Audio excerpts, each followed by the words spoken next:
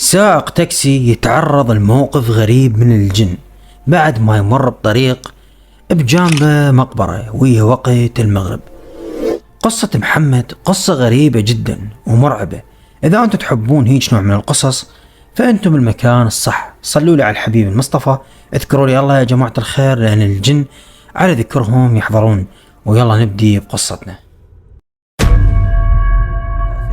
يقول محمد: واللي أنا راح أخذ الدور بمكانه. كانت عندي سيارة باللون الأصفر أشتغل عليها تاكسي، وبيوم من الأيام وهي وقت المغرب صادفتني عائلة طالعين هستوهم من المقبرة، رجل وامرأة وأطفال 2.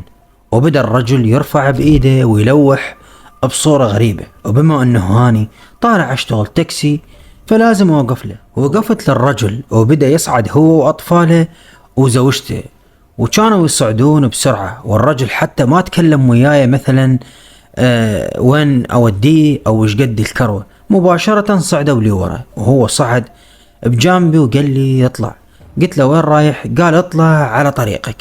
اتفاجأت من طريقة كلامه وشكله اللي كان غريب، ورائحتهم اللي كانت غير طبيعية، رائحة كأنه نفاية ومحترقة، كنت ما أطيق ريحتهم. ونزلت الجانب بالسيارة وبديت أمشي، والطريق كله أنا أمشي مستغرب. الرجل ما أقدر أفتح وياه أي موضوع، كل ما أتكلم وياه يقول لي قود وأنت ساكت. كان غريب. حتى سألته قلت له أنت إيش عندك بالمقبرة بهذا الوقت؟ حسبتهم عائلة وجاي يزورون، وحسبتهم أنهم عايشين أصلا بالداخل. يعني هيش تفكيرات جتي ببالي. ظليت أقود بالسيارة لغاية ما صار تقريبا ازدحام بالشارع وتجمع سيارات. ويوم اللي ناظرت لقيت كمين، او نقدر نقول سيطرة للجيش، او نقدر نقول نقطة ثبوت، وكانوا يوقفون السيارات. المهم وصلت سيارتي وبدأ يطالع او يناظر علي الجندي، وكان يأشر لي بيده على ذاك السايد، قصده روح على التفتيش. مسوين طريقين، الشارع هذا قاسمينه بالنص، نص تروح السيارة تتفتش والنص الثاني يطلع. وبما انه انا ويا عائلة المفروض ما يوقفني، يعني هذا المفروض يعني اطفال وكذا، يفتش السيارة شلون وينزلهم. المهم لفت مباشرة ودخلت على التفتيش، فطلب مني اترجل من السيارة الشخص اللي يفتش. نزلت وطلب مني الاوراق، انطيت اوراق السيارة، لكن انتبهت على الجندي الاول والجندي هذا الثاني كذلك ما تكلموا وياي مثلا الرجل اللي بصفك هذا شنو، او خلي ينطينا جنسيته، او حتى تكلموا وياه. وكان صاعد هو واطفاله وزوجته مثل ما ذكرت. المهم قال لي ابتعد عن السيارة، وبدأ يفتش به لغاية ما صاح علي الضابط مال الدورية، وبدأ يتكلم وياي ويقول لي انت منين وسيارتك وكذا وكذا، يعني مجرد اسئلة روتينية لا اكثر. وبعدين صاح علي الجندي وقال لي اطلع. يوم اللي وصلت للسيارة تفاجأت العائلة ما كانت موجودة، يعني لا الرجل ولا زوجته ولا أطفاله. فبديت أتلفت بكل غرابة. صاح بي الجندي وقال لي مو جاي أقول لك أطلع، أنت ليش واقف وتتلفت؟ قلت له العائلة اللي بالسيارة وين كانت؟ بدأ يطالع الجندي بي بنظرة غريبة وقال لي أي عائلة اللي تقصد عليها؟ قلت له عائلة وياي أطفال 2 ومرأة ورجل. قال لي ما موجود أي أحد، هو إحنا وقفناك لأن سيارتك فارغة. ظليت مستغرب. المهم شغلت سيارتي وتقدمت حتى لا اقطع الطريق، ووقفت ورجعت مرة ثانية حتى اتأكد. وبعد ما ظليت ألح الضابط مال الدورية قال لي يعني لا تصدع راسي بلا شي، احنا ما متحملين نفسنا، وانت جاي تقول لي عائلة وياي؟ اصلا اكو امر، اذا السيارة بيها مرة ما تتفتش، انت روح اصعد سيارتك وروح. ذاك الوقت ما عرفت شو اتكلم وياه ولا عرفت شو اقول له. رحت اتمشى بكل غرابة. هم معقولة ما شافوا عائلة وياي؟ اخاف الرجل نزل زين شلون مشى من يومهم وما يدرون؟ لا اكيد اني مخربط، خاف انا ما صعدت احد. وبديت افكر تفكير خارج الصندوق لغاية ما واني ساهي، ما حسيت غير فجأة يطلع قدامي طفل. وقفت السيارة مباشرة، ولما التفتت على الجهة مال الشارع لقيت الرجل ومرته والاطفال واقفين وكانوا مبتسمين لي. طبعا لما شفت المنظر كان اكو طفل بالمقدمة مال السيارة، ومباشرة كبست على البنزين وانطلقت، لأن مستحيل يقدرون يوصلون هاي النقطة إذا ما يصعدون سيارة. واللي سويته ظليت أمشي خايف ومرعوب. وبهذا اليوم ما قدرت أكمل، أني ما أرجع للبيت إلا بوقت متأخر، يعني على الساعة 12 وحدة بعد منتصف الليل. كنت ما متزوج وابقى أشتغل حتى ألم فلوس أكثر. رجعت للبيت خايف تقريبا على الساعة 9، وسولفت لأهلي الموقف وقلت لهم كذا وكذا حدث وياي، لغاية ما قمت ونمت تقريبا على الساعة 1. بديت يعني أغف شوية شوية ومزاجي بدأ يتعكر، وقلت خلي أنام أفضل من هاي. قد ما فكرت بالموضوع تعبت. المهم أول ما غمضت عيوني شعرت إنه الباب مال غرفتي تنفتح أو واحد يفتح الباب ببطء. وبعد ما فتحت عيوني شفت كائن ضخم لونه أسود دخل يركض كأنه إنسان حاط عباءة على راسه، وكان أسود بالكامل وكل شي ما يبين من عنده. لكن بعد ما صار فوق صدري قدرت أشوفه وأشوف ملامحه اللي كان كأنه إنسان وجهه محترق باللون الأسود، بعيون 2 مضيئة، بإصابع بها أظافر طويلة جدا، بإيد ضخمة، وبدأ يخنق بي.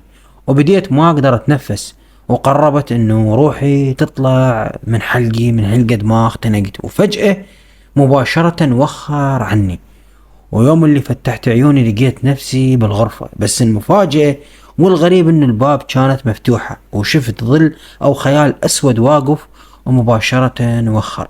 رحت على الباب وناظرت، ما كان اكو أي أحد. وبعدها سمعت صوت مال آذان بعيد، وكان آذان الفجر. وأكيد هيك موقف ما راح أقدر أسكت عنه. وثاني يوم رحت الشخص رجل دين وسولفت له وقلت له كذا وكذا حدث وياي، وربطت له الأحداث اللي صارت وياي بالشارع بهالحدث. بدأ يطالع بي ويقول لي اللي يجي عليك هذا نوع من أنواع الجن ويسموه جاثوم، وبسبب أنه أنت ما تقرأ أذكارك وما تحصن نفسك قبل النوم يجيك. قلت له ذاك الموقف الرجل ظل يطالع بوجهي وقال لي الله أعلم، ما أقدر أجزم باللي صار وياك، أما إذا أنت متأكد فأنت بمصيبة كبيرة. قلت له ليش بمصيبة كبيرة؟ رد علي وقال لي الجن إذا شكلوا الواحد بهاي الصورة وقدروا يشوفون شكلهم، يعني اللي يشكلون بيه ويحسسون الشخص المقابل إن هم بشر عاديين، هذول رايدين منه حاجة وما راح يتركوه بسهولة. أنصحك إنه تحافظ على صلاتك. وبوقتها أنا ما كنت أصلي أصلا، فبديت من يعني هذا الموقف بديت أصلي، أوقف على السجادة وأبدي أقرأ آيات من القرآن. وقريب إنه أنا بدي أخلص الصلاة أتذكر إنه أنا ما توضيت، أتذكر إنه أنا ما قرأت آية مدري شنو، يعني الصلاة تكون منتقضة ومو صحيحة. ولما أنا أريد أعيدها ما أقدر. ظليت أتعب شوية شوية وقمت أتأخر بالنوم، يلا أنام. ولما أقعد وأنا جسمي متعب، وإذا قعدت بي طاقة أول ما أصعد السيارة وأطلع برا ما أعرف إيش يجيني. 3 مرات ضربت السيارة خلال يمكن 2 شهر.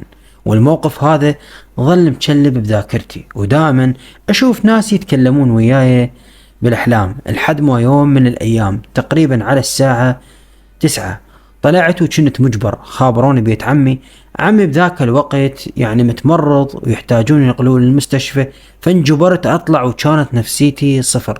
وبثناء ما جاي يمشي بالطريق طبيت على منطقتهم اللي كانت كلها بساتين، ومريت بطريق صغير، وهالطريق هذا بس هم اللي يفوتون بي، يعني ما يطب أحد غريب، لأن هذا الطريق مباشر إلهم، والطريق هذا كان طالع من مزرعتهم. بثناء ما أنا جاي أمشي شفت سيارة جاية مقابلي، تفاجأت هو من اللي يجي يمهم. المهم الرجل هذا لا هو اللي نزل كلمني ولا أنا قدرت أنزل وأكلمه، وكان شاعل الضوء العالي. بديت أرمش إله بالضوء مال سيارتي، يعني طفي الإضاءة اللي عندك حتى أشوف، لغاية ما كان شاعل بس الإضاءة. ومجرد أنه أنا فتحت الباب وصرت بالمقدمة مال سيارتي طفت الإضاءة اللي موجودة قدامي، وكانت بس الإضاءة مال سيارتي مشتغلة. ويوم اللي طالعت الطريق كان فارغ تماما، وما كان موجود أي أحد أو أي شخص يذكر موجود. فتفاجأت الإضاءة اللي كانت مشعولة شنو. وبثناء ما رجعت على سيارتي أصعد بيها، أول ما حطيت رجلي سمعت واحد يقول لي سوق وانت ساكت. التفتت لقيت نفس الرجل صاعد لي وراي. اتشتفت عن الحركة وما قدرت أتحرك، لكن ظليت أقود لغاية ما وصلت بيت عمي، وكان يقول لي أنا وياك إن لقاء ثاني. بس هذا اللي قاله. نزلت أركض وشافوا شكلي مباشرة عرفوا بي شي، قالوا شنو اللي صاير لك؟ قلت لهم لا ما صاير شي، عمي وين؟ المهم طلعناه واخذناه للمستشفى وبثناه وهم كانوا بالمستشفى. انخنقت من جوها وطلعت لي برا للحديقة الخارجية، طلعت جيجارة حتى ادخنها بين ما يكملون الفحوصات إلي.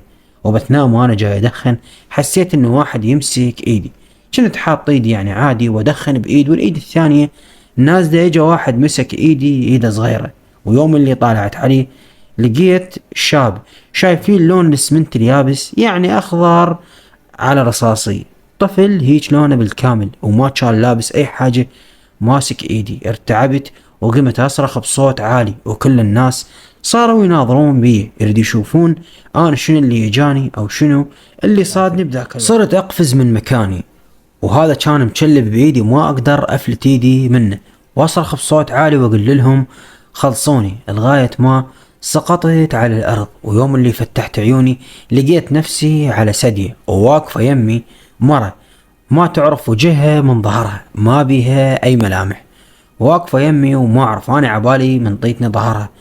قلت لها اني وين؟ وكانت تتكلم. اول ما تكلمت عيونها بدأت تتضح عندي، وحلقها المرة سودة بالكامل، العيون والحلق حتى من الداخل لونه اسود. يا جماعة الخير اول ما شفت هالمنظر صرت اصرخ، ودخل علي دكتور يركض هو ممرضة وياه، هاش بيك الصاير لك؟ وهاي اختفت. قلت لهم اكو مرة كانت هنا قالوا انت صرت بحالة وكذا. المهم ظليت بالمستشفى على هالموقف هذا اللي حدث 5 ايام، وطول ال5 ايام بالليل اشعر ان حركة تصير غريبة او اشوف بذاك الوقت يعني ناس يتمشون. الغرفة اللي انا كنت نايم بيها ما كنت وحدي، كانت بيها عدة سرائر، لكن بالليل يسدوها يعني مثل البردات ويكون ممر بالمنتصف واكو اضاءة خافتة، فتشوف ناس يتنقلون. انا كنت اشوف ناس، ولما نتكلم تنفتح البردة وواحد يطالع بيه شكل غريب. ابدي اصارخ يجون وينطوني ابرة مهدئة، لغاية ما قالوا لازم ينعرض على طبيب نفساني. ولما عرضوني على طبيب اكيد راح يطلع بيه بلاوي الدنيا، او انفصام بالشخصية مدري شنو، هواي امراض حتى ما اعرف اذكر اسمها. وكان ينطيني علاجات وبدأ جسمي يخدر واتعب تعب شديد، لحد ما اهلي ملوا وهم ياخذوني على ناس وعلى مشايخ.